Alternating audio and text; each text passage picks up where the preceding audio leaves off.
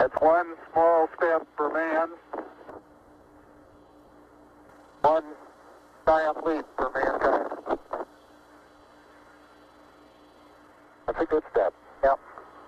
About a 3-footer. Today we have with us a group of students among America's best. To you we say, we have only completed a beginning. We leave you much that is undone. There are great ideas undiscovered, breakthroughs available to those who can remove one of truth's protective layers. One of truth's protective layers.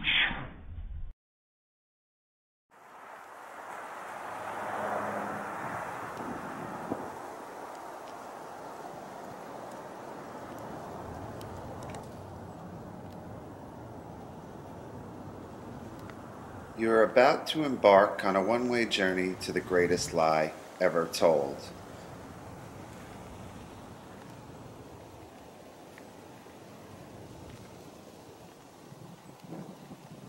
The launch pad for our expedition is the site of a Cold War-era nuclear missile base that was covertly hidden beneath the ground in Old Bridge, New Jersey. Underground silos stored the Nike Hercules nuclear warhead, and the residents of this sleepy town had no idea it was even there, for this was an age of great secrets.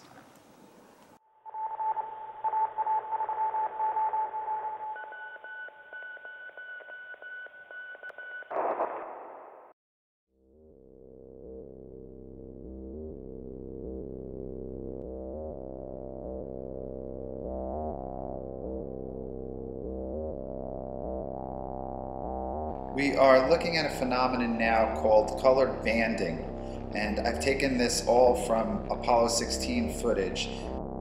You can see that every time something goes by the camera lens quickly with any pace to it, it gets this colored banding on it. And that goes for shadows as well. And I'm going to slow it down here so you can see when the shadow is created, the colored banding happens, and that's a freeze frame of the color banding around the shadow. This is Station 2, Apollo 16, and just get a perspective for how far the astronaut on the right is.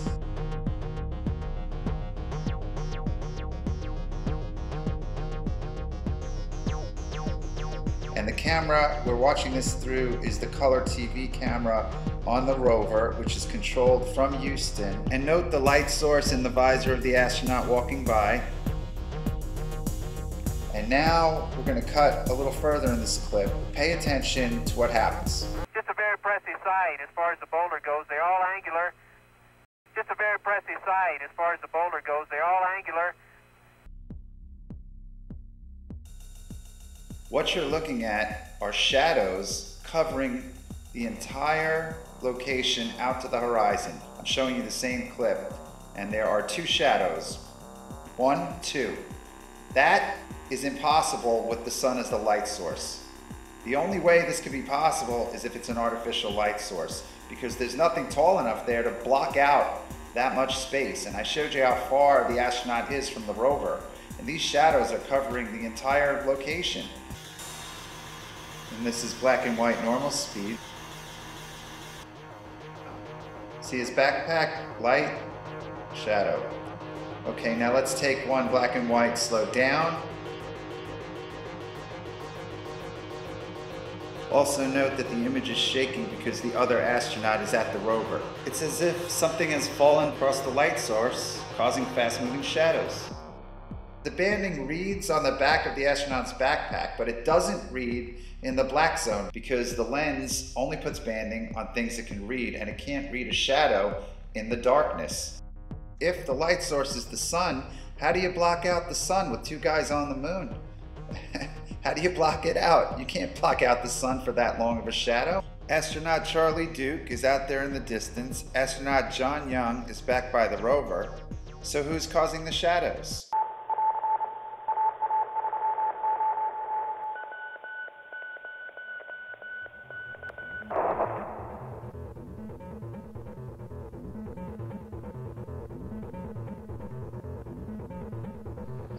This is a diagram of the MESA table, which sits on the lunar surface in front of the lunar module. At the bottom, that rectangular bag is called the equipment transfer bag, and that is the thing we are going to be paying attention to in this clip. Now, on the right, you'll see the other astronaut, and he's moving away from the ship, and he's fooling around with the UV camera. The astronaut in front of you is about to turn and go back towards the MESA table and the equipment transfer bag, and when he does, on the right, you'll see the equipment transfer bag swinging. It's just swinging back and forth, and it's going at about the same pace. It shows no sign of the momentum slowing down. It's just going back and forth as if some sort of vent is blowing on it. But there's nothing that can be blowing on it if that's the moon. Because on the moon there is no atmosphere, there's no wind, there's no air, there's no breeze that can be blowing that.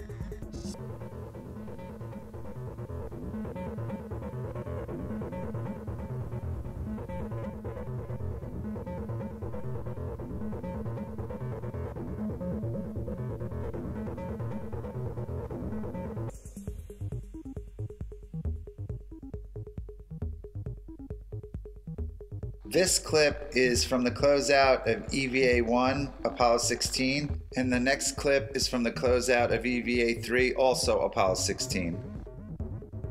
And we're going to see the same phenomenon with the equipment transfer bag. As soon as astronaut Charlie Duke attaches it to the MESA table, it starts swinging on its own again, as if it was being installed right over a vent. But then it gets really interesting because I think they notice it and they discuss it and then take corrective actions. Hey, John? Yeah? Take a look. No. Okay, Charlie, you should have...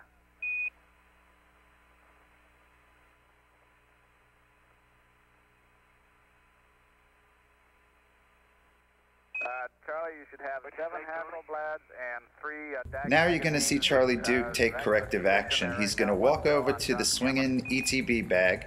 He's going to remove the camera that's attached to his chest. He's going to put it on top of the MESA table, and then he's going to put his camera in the ETB bag, and then he's going to remove the bag from the straps, and he's going to place it on top of the MESA table so it's no longer swinging from the straps. And there's obviously a voice we can't hear organizing the charade-like diversion you are about to see. Where's the bag that the good old UV? Hey, Charlie, did you throw my camera away? No, I didn't throw your camera away. Where is it? Over there? Yeah. Okay. The bag that the what? The bag that the what? He's obviously hearing a voice we can't hear who's telling him what to do.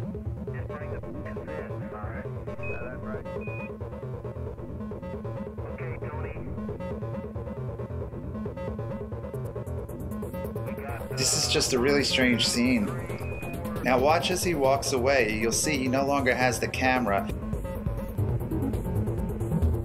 You can't have any wind or breeze or ventilation on the moon. But this thing is like a perpetual motion machine. And this is how they corrected that motion, by taking it off the straps and putting it on top of the table.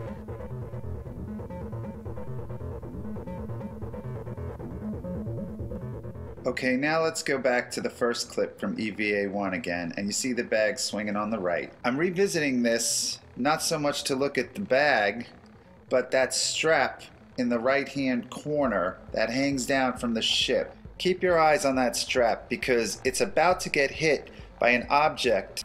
What are we going to do with this thing? Can we throw it away? Leave it under the... Throw it away, it's empty. Pull it straight up, there you go. That crummy thing. Well, that's okay.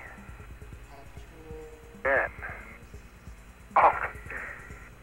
So the strap was hit with momentum, but it exhausts the momentum and it slows down and it practically comes to a complete pause. And that's the reason I'm showing you this, to illustrate the fact that you can see momentum acting naturally in this clip. Let's take another look at it. But But notice how that strap responds to gravity and responds to the momentum dissipating, whereas the ETB bag does not. It goes at a steady pace throughout both clips from EVA1 and EVA3.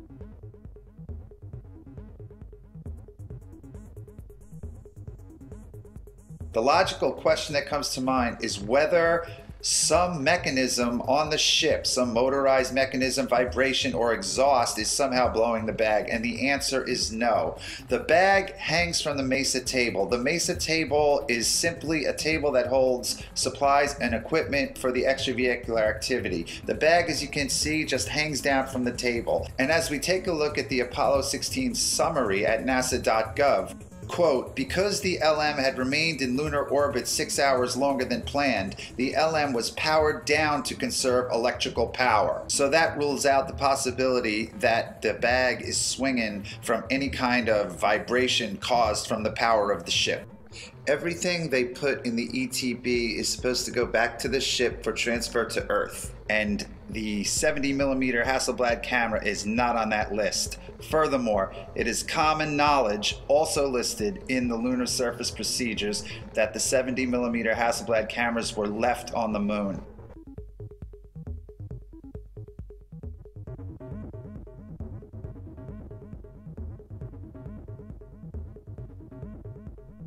Charlie Duke was responsible for attaching the ETB by the straps to the SRC table at the mesa. It specifically says the ETB is supposed to hang from that table.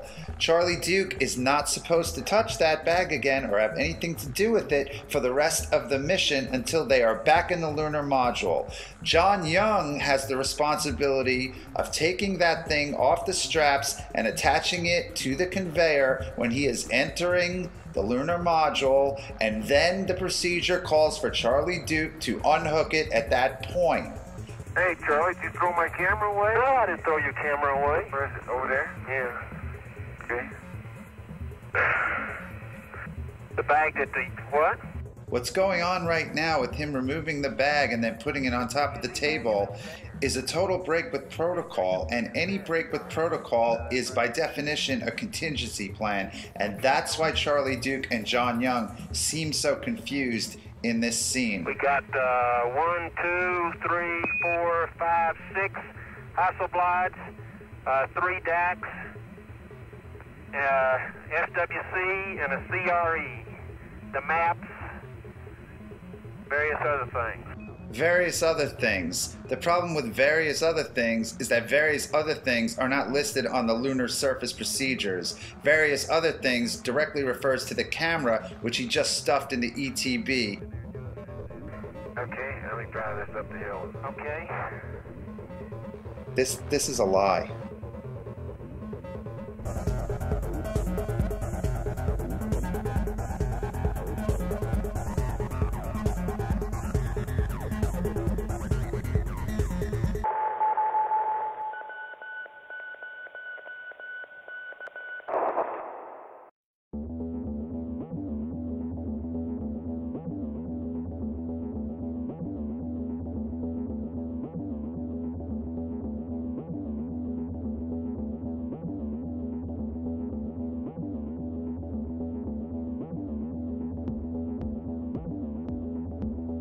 You are looking at a series of photos taken from EVA3 of Apollo 16. Every photo in this magazine is completely ruined by these smudges you see.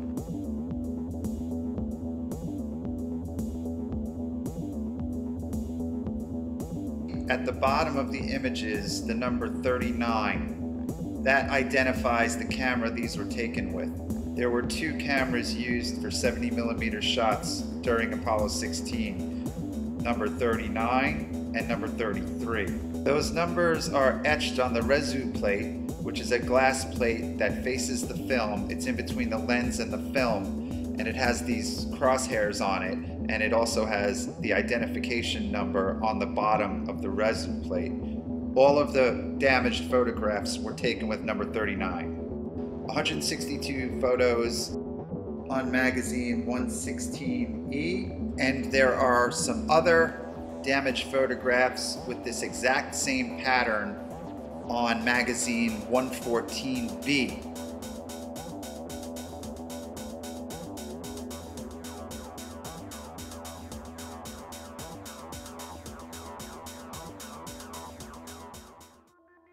So you've been looking at the cover of the Apollo 16 technical debrief document, and I want to draw your attention to the commentary on this issue. Quote, "The cameras worked nominally, even though we got them real dusty, and it was hard to see the setting after the EVAs.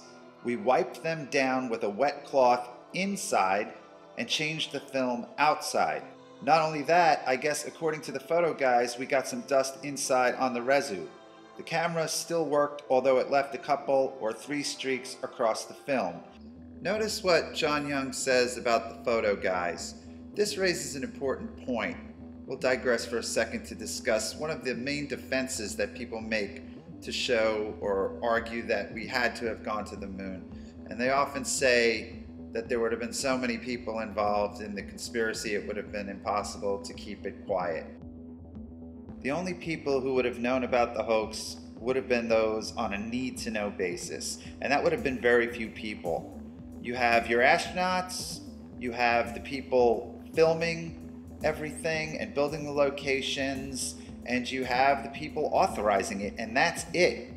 Everybody else would have been doing their one task in the line and sequence of events that they were responsible for. And this segues into another defense made by people who believe we went to the moon, and that is, why didn't NASA have them do things over after they made mistakes? And the reason for that is that this was live, and not everybody was in on it. And those hundreds of people you see at Mission Control, they're not in on it. You got the surgeons, they're monitoring the heart rate. You have the data guys, they're monitoring whatever is coming in on their feed. And everybody is looking at a live event, and all over the world people are monitoring a live event. So there were no do-overs.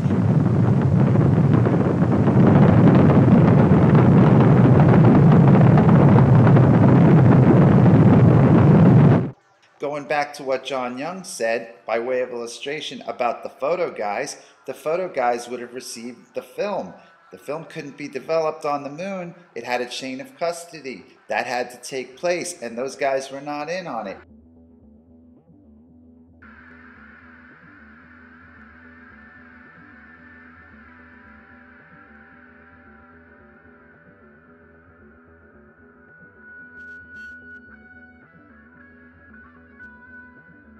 Now this is the cover of Apollo 16 mission report, and let's go to the equipment section.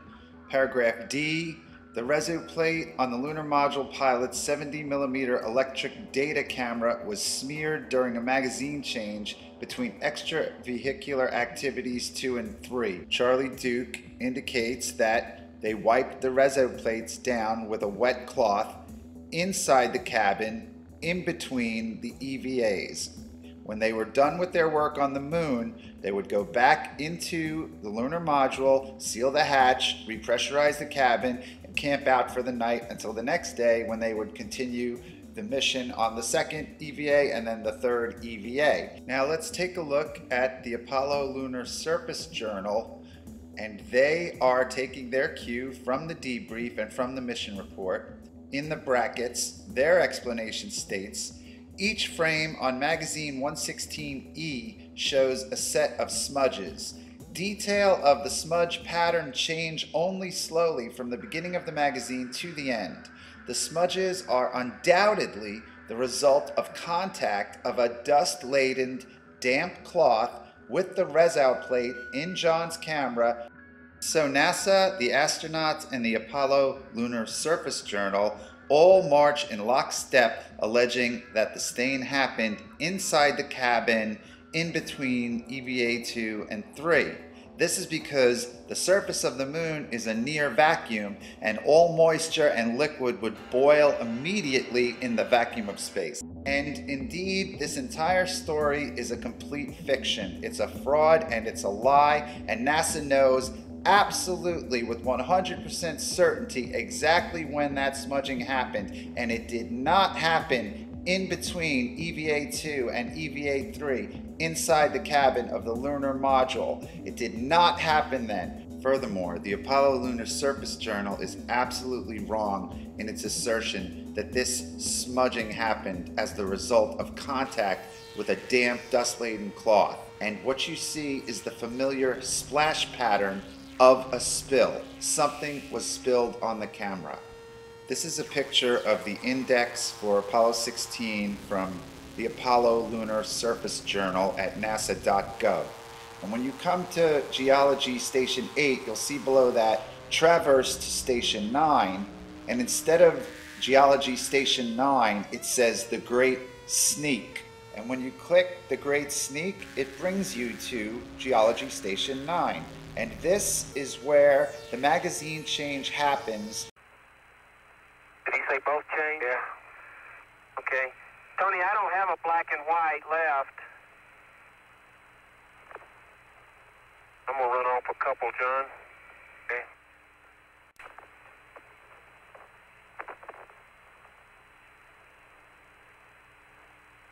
I'm out. 3 frames to go and I'm out. Okay. Okay, magazine Bravo's got something in it. A few frames. You used about 50 on it yesterday. And we can use magazine Delta, both put color on. Is that okay, Tony? Okay, that sounds fine. Let's put Bravo on John since he doesn't shoot while he's driving. And here are the final 3 shots taken with 107C directly at Station 9 during EVA-2. And these are not marked by the smudges. Concluding that magazine at Station 9, none of them are marked by the smudges. They are absolutely perfect.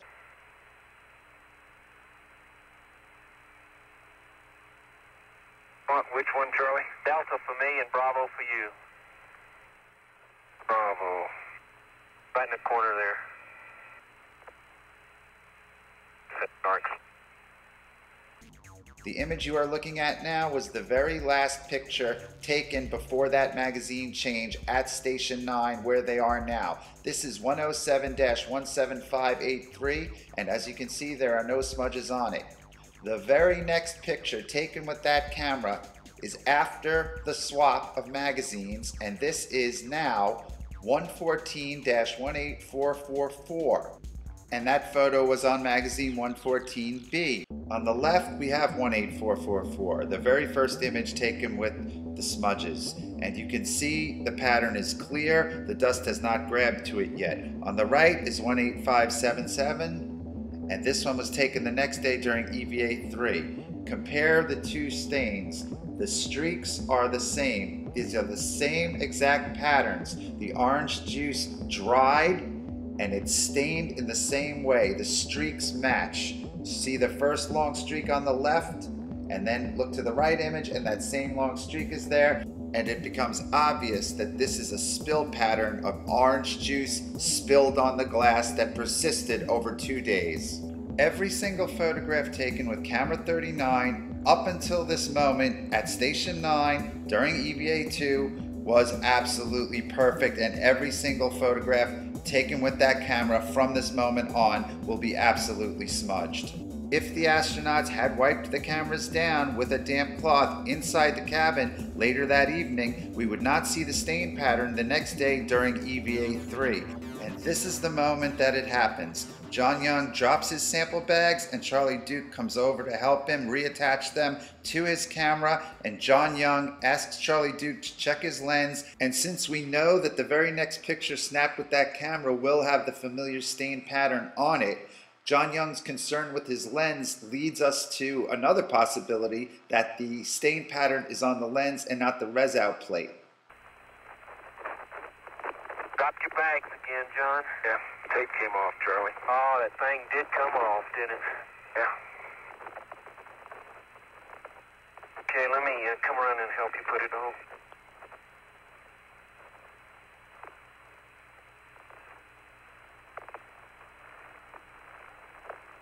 Okay? Yeah. Well, the tape's still there. This thing just peel off front of the tape.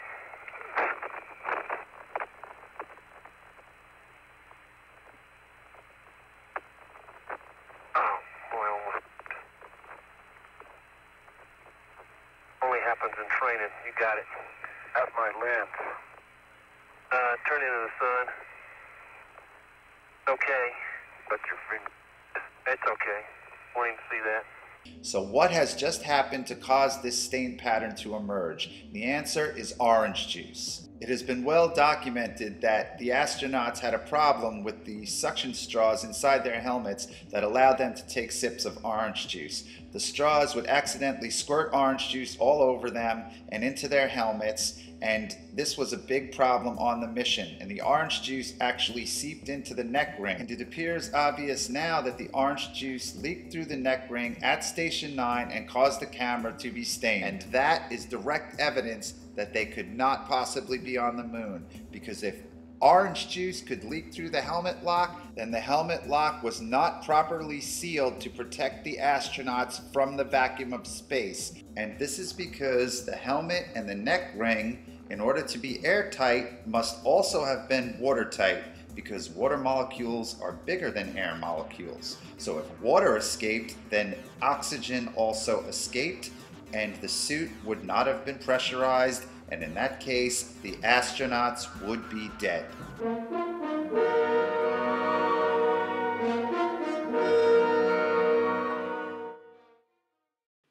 To better understand the purpose of a lunar spacesuit, let's let our friend Andy Astronaut demonstrate the hazards lunar explorers will encounter. If Andy were to step out on the surface of the moon without a spacesuit, this is what would happen. In the near vacuum of space, the gases within his body would immediately expand.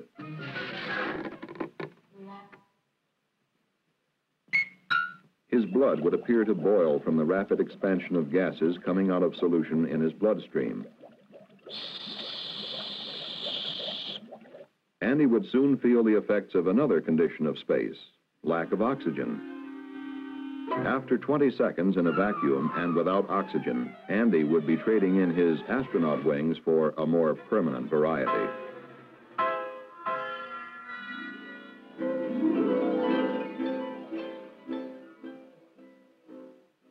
Okay, now let's go back to the Apollo 16 technical air-to-ground voice transcription. Charlie Duke says, "Okay, Houston, do you read us? Over." "Yeah, we read you fine, Charlie."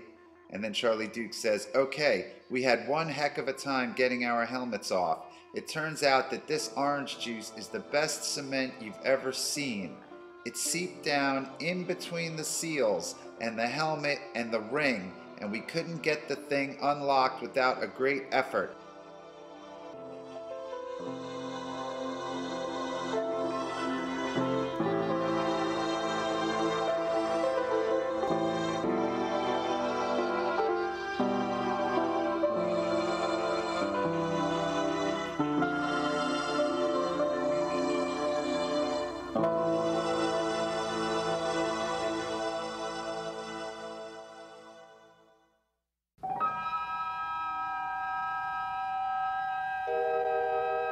Christmas, 1968, when man first cut the silver cord of Earth's gravity to orbit the moon.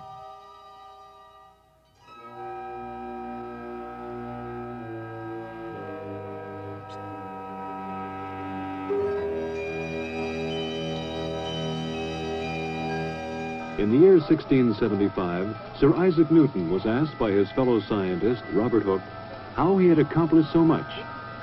"If I have seen further," Newton wrote, "it is by standing on the shoulders of giants." First stage propellant tanks have been pressurized. The engines will build up to a thrust of 7.6 million pounds. T-minus 30 seconds. We have a cutoff. May 18th, 1969. We were almost ready. Man had orbited the moon once. Man had test-flown the lunar module, the lunar landing craft, in Earth orbit once. But before we would commit men to a lunar landing, there were still a number of things to be worked out. This was the mission of Apollo 10. In the words of its commander, Tom Stafford, to sort out all the unknowns and pave the way for a lunar landing.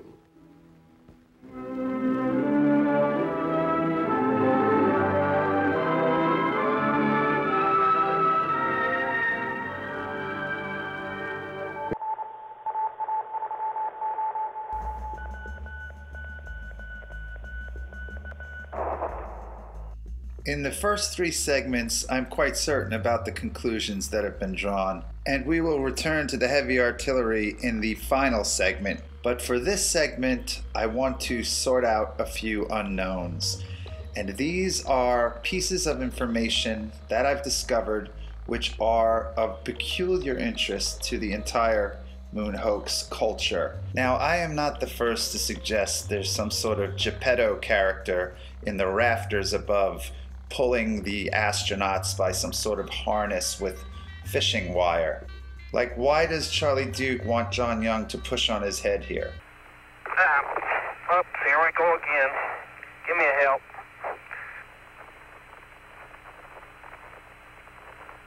There you go. Okay, just push, start pushing on my head.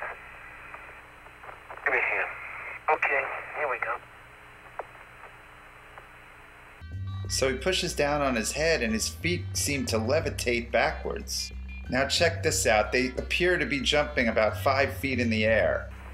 We were going to do a bunch of exercise that we had made up as the Lunar Olympics. Show you what a guy could do on the moon with a backpack on. But for a 380-pound guy, that's pretty good. They threw that out. Yeah, jump flat-footed, straight in the air. 300, about 4 feet. Wow! Charlie, that ain't any fun, is it? That ain't very smart.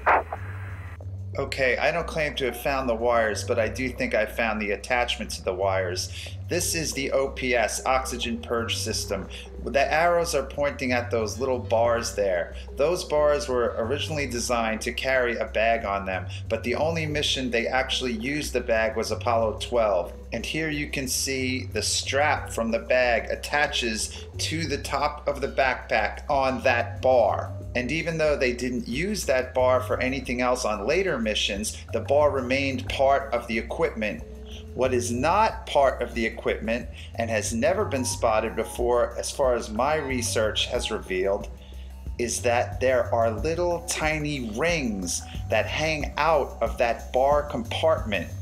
And I could only spot these in this one clip from Apollo 16 at Station 5. But in this clip, you can see them quite clearly, and you can see them dangling, and you can see the shadow that they make. And there is no official explanation for those rings. And this in a mission that has been analyzed to the nines. No technical manual, no internet discussion, no mission report mentions these rings. And if there were wires carrying the astronauts around and making them do all these herky-jerky moments and jump up in the air 5 feet straight and lope around the so-called lunar surface, then the wires were attached to these little rings.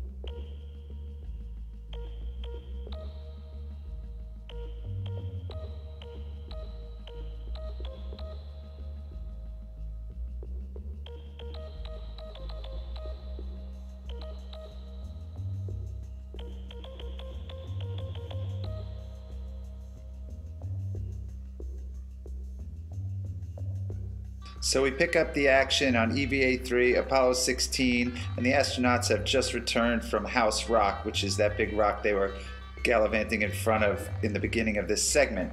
Charlie Duke is switching magazines in the 16mm movie camera, which is at the top right of the screen. He's turning it now. Watch his visor, because I believe you are going to see an artificial light source flicker on and off very quickly.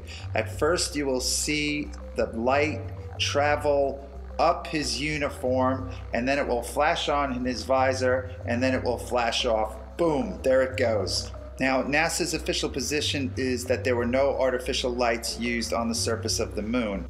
The astronauts were issued flashlights, but they were only used inside the ships. Here is a picture of the actual flashlight used by John Young during this mission. That's a better size one.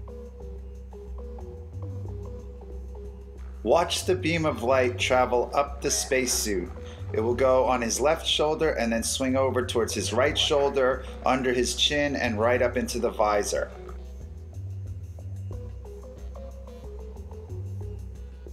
There, you just saw it again, and now we're going to watch it in slow motion.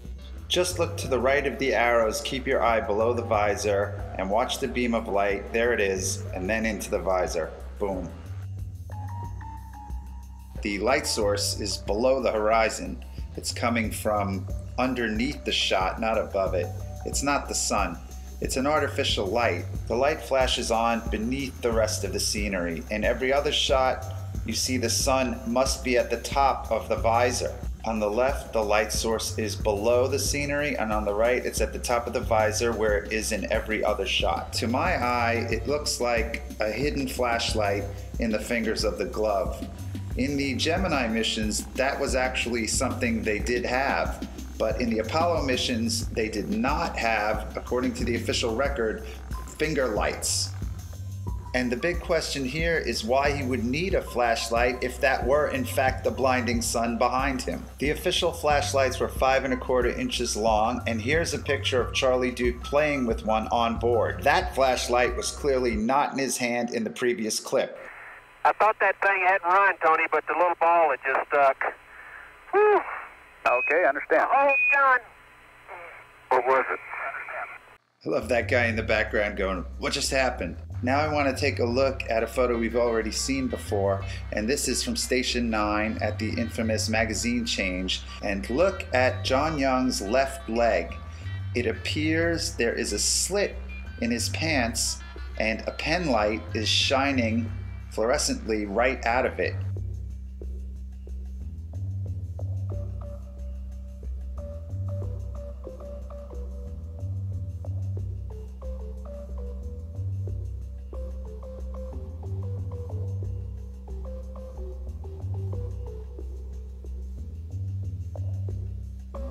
While we are taking this pleasant little journey across the so-called lunar surface, I just want to take a moment to actually praise the astronauts involved with the Apollo missions and all astronauts to strap themselves to these rockets in the Cold War on a mission to try and change the world, to try and inspire the world, and to try and avoid a real war.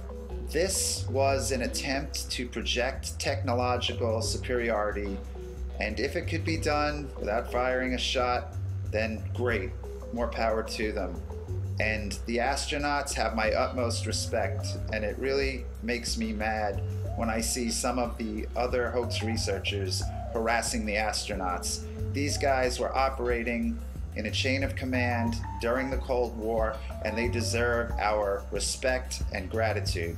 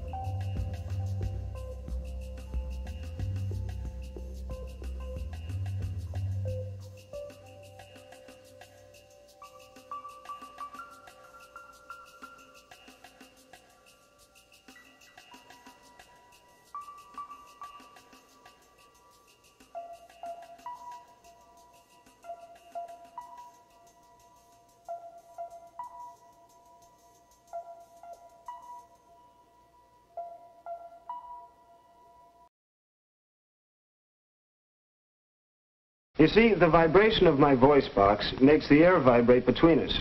Then when the air vibrates your eardrum, you hear what I'm saying. But maybe you've seen a demonstration of a bell under a glass jar. With normal air inside the jar, you could hear the bell clearly. But when the vacuum pump drew the air out of the jar, there was nothing inside to carry the vibrations of the bell. Nothing until the air was let back into the jar. They can't see your photo numbers. And this is core tube number 2. Okay, just in fact, you're almost driving without a hammer. But if you'll hand it to me on the end of just a second. I'm going to take a couple more shots of this before we leave. Get all in, I get the pictures. Alright? Drive in real easy, Houston. The sounds in space, it's odd to have a hammer or a metal tool and bang it against something and hear absolutely nothing. You can, sound won't travel in a vacuum, so there you are outside and you could be hitting something, no sound at all. In space, since there's no atmosphere, there's no air, if you bang on something while you're doing your spacewalk, you will not be able to hear that.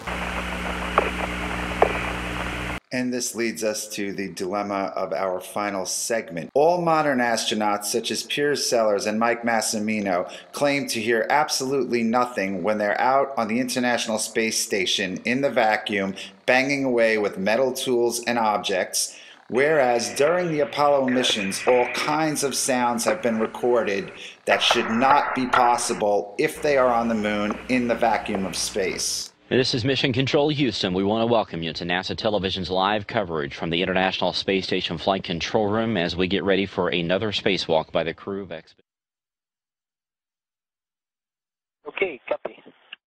Notice the complete silence during this modern EVA at the International Space Station. If the astronauts aren't speaking, you hear dead silence. And I show the arm is safe. Copy, thank you. Good. The major difference between the Apollo missions and modern spacewalks, such as you just saw at the International Space Station, is that when the astronauts are working on the space station, out in space, in a true vacuum, when they are not transmitting directly through their mics with their voices, you hear dead silence. In the Apollo missions, you can hear all kinds of sounds. The sound of 2 very hard hammer blows transmitted through Dave's gloves into the suit and to his microphone can be heard between his grunts. And we return to the Apollo Lunar Surface Journal, which more and more begins to look like damage control and misdirection. And here is what they have to say about the Apollo 17 hammering. The last paragraph there at the bottom. What seems likely is that when Gene hits the rock, the hammer rebounds against the palm of the pressurized glove, creating a sound wave in the suit loud enough to be picked up by the microphone at Gene's lips. In brief, the suit acts like a drum. But the suit never acts like a drum at the International Space Station, where we are about to watch an astronaut use a power tool. All right, buddy, we're going to stop at 20 turns. Understand, we have a go? A-firm. All right, here it comes.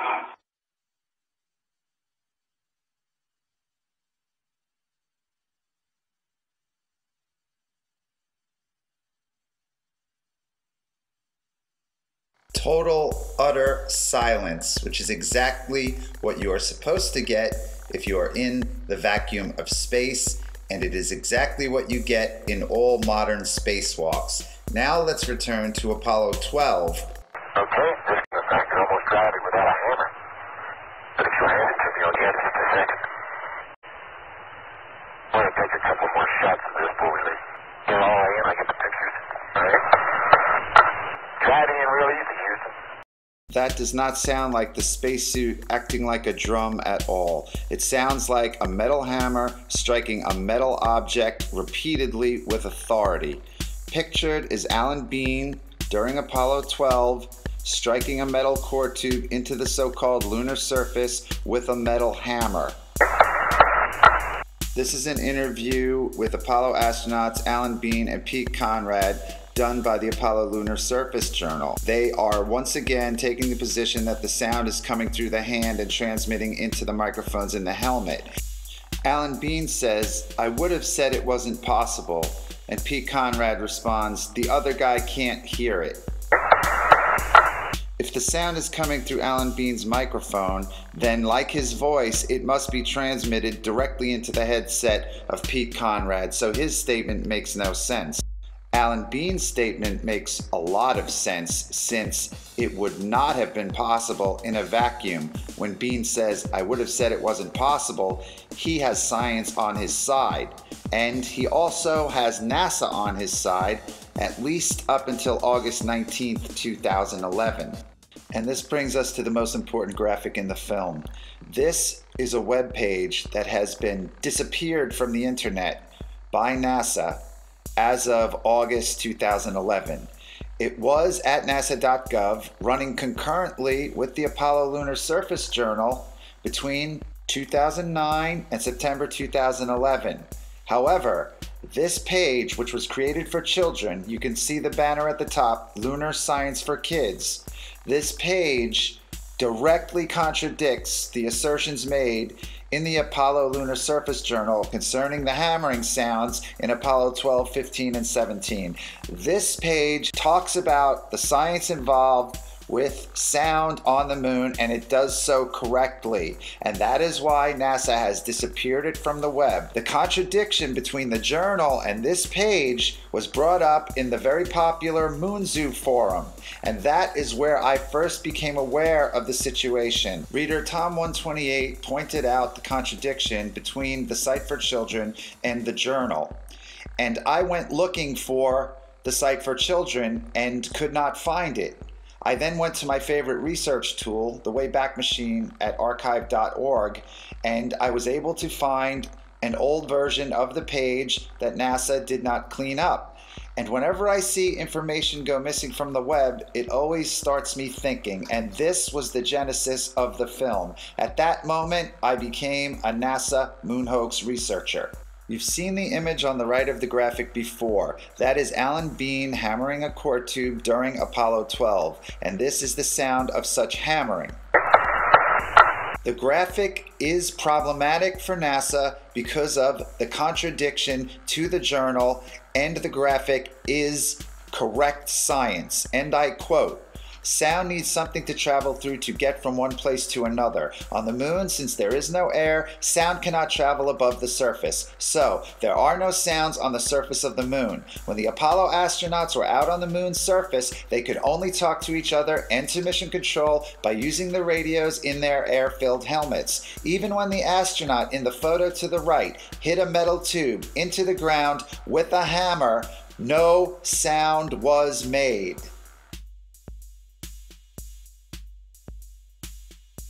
All of the sounds so far analyzed were made by the astronauts as they were handling tools, but now we are going to analyze some sounds that are made a distance away from the astronauts.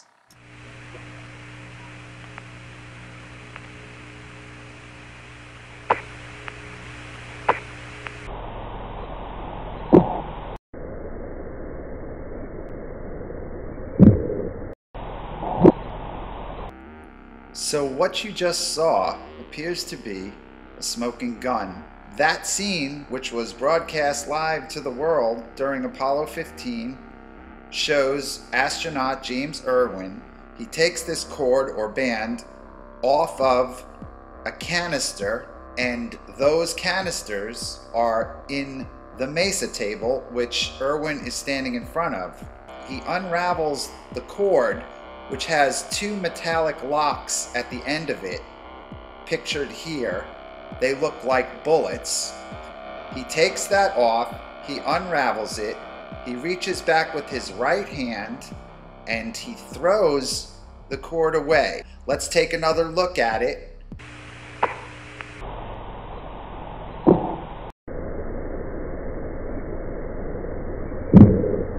So the argument has been made for the hammering that the sound is coming through the glove and it's miraculously getting into the microphones. But we don't have to deal with that argument because James Irwin releases the object and it hits the ship and he's not touching it, and that sound is picked up by the microphone inside the astronaut's helmet.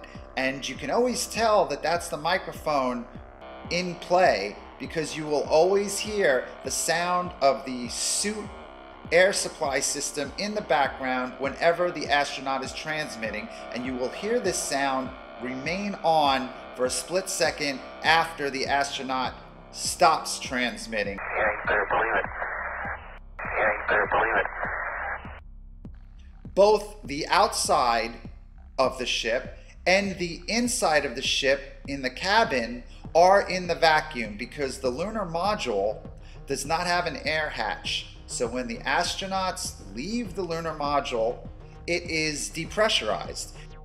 Microphones in the lunar module plug into the audio centers. The only voice possibilities are through the use of the headsets. They took off with 6 microphones, 3 Snoopy caps. Each astronaut also had a lightweight headset at launch.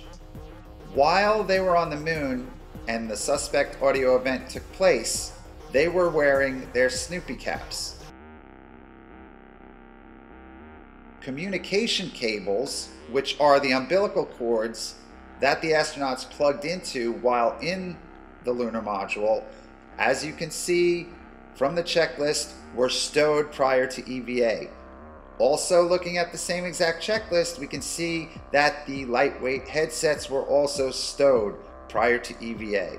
So, there were no live microphones inside the cabin. So now let's take another listen, and we will slow down the audio so you can hear the air supply unit remain on for a split second after the object hits the ship.